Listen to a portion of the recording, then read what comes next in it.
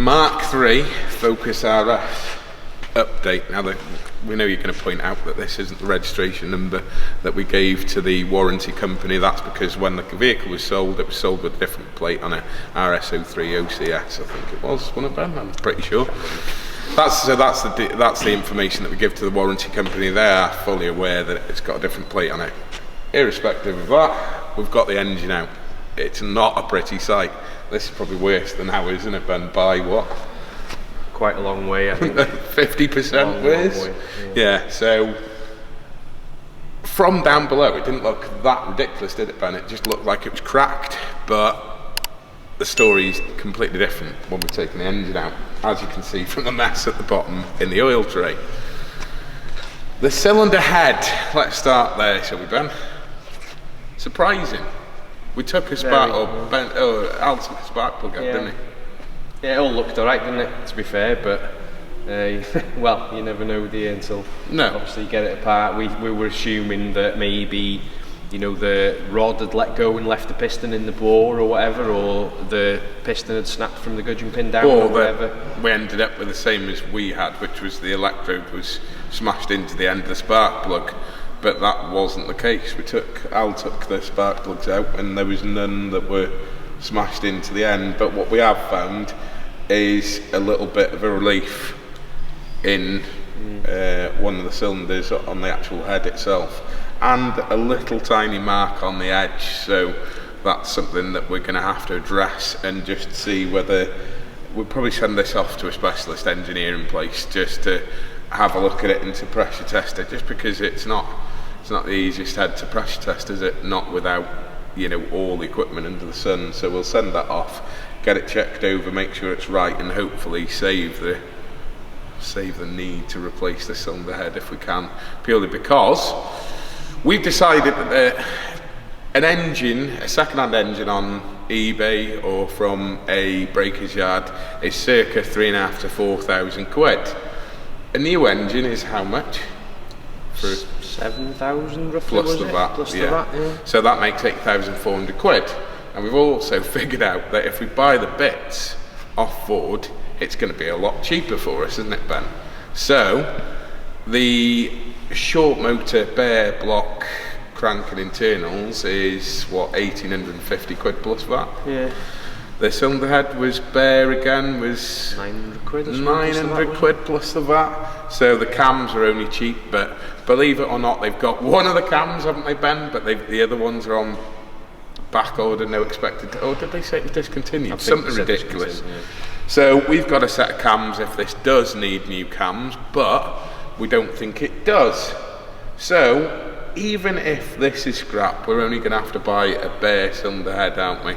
And just reuse the bits that are in this to go with it, and hopefully we've got some valves separately. I don't know if the bare head won't come with valves anyway, will it? Yeah, I'm sure. Yeah, I think it comes with the valves already. Look, according to the diagram, the valves and the springs, just no cams. Just no cams. Just carriers and no cams. Just carriers. Yeah. So. Right, the big old question, what do we think's happened here to this mass of bits of engine?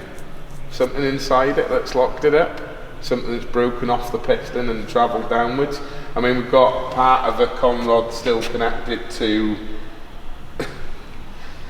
to the crank, welded to it, by the looks of it. We had a bit of the con rod, the end, poking through out the side of the block. The end of the con rod was jammed in the block there. And ovalled. So we've basically, got... It looks, look at that. I think that the piston has snapped from the gudgeon pin down, personally, looking at it. And the con rod's just gone on a Tasmanian devil style mission. And the transfer box was marked where it's come out. So he was lucky not to lose a transfer box, in fairness, because it's actually got a mark where the rod had hit it. So the piston, which is here, was still inside the bore, the small end was poking out the side of the block, but it actually snapped off anyway because Ben's just picked that up and put it on the top of the engine. The balance shaft and everything, all that assembly in the sump was annihilated. Something had gone through the sump and poked its way out, or smashed its way out, some of the bits. So ultimately something had locked this engine up real hard. It got hot real quickly because this is actually welded to, you know, the big end's welded to the crankshaft. It just doesn't move at all. And obviously it's turned the opposite direction to where the small end was. And it's made a hole in the front and the rear of the engine. Anyway, it's pretty irrelevant what happened. We all know that these crap pistons, so that's what we can assume happened. Ben will probably show you some close-ups of the pistons and the internals. Poor lad, is all I can say. 25 mile an hour, yeah. Not ultimately convinced on that one, but you know, we've seen our own cars thrown a rod at the side of the block at 30-40 mile an hour, so, but this is far more devastation than we've seen before. So what we're going to do is we're going to attempt to see if we can get a short motor, see if we can replace, salvage the head. If we can't, we'll get a bare head. The sump's on back order, no expected date to ship.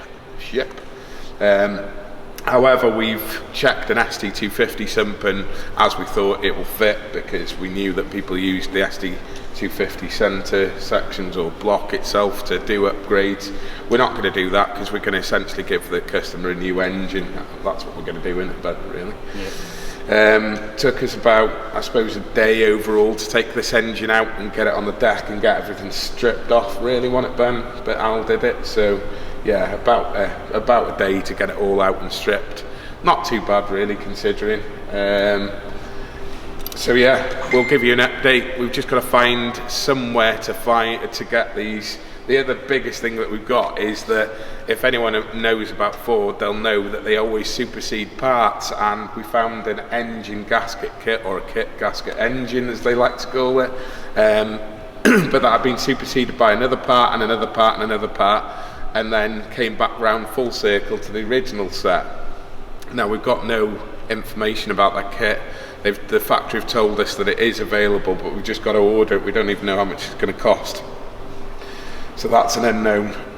But as it stands today, including sending the turbo off to a specialist to have a look at it to see if there's any damage inside in it, Ben, just for posterity, cleaning all the parts to get them back on, and getting this job done. If the turbo needs a rebuild, we're looking at roughly 8,000 quid, which is the cost alone of the engine to purchase from Ford, should we have been going down that route. The customer have actually been quoted £11,000 or £12,000 plus VAT elsewhere to do this job at another garage, so hopefully we're going to save him, you know, 6,000 quid, aren't we, ultimately, Ben? Hopefully, all being well that we can get the bits and get it done. Yeah, absolute mess.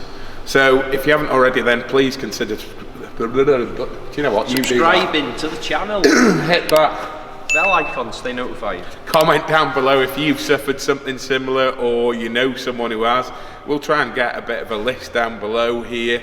We'll add our name to the top, and obviously add this guy's name to the list, and another couple of guys that we know in the forums or through the forums that have had that similar issue, so that we can gauge exactly what's happening with these engines and go from there.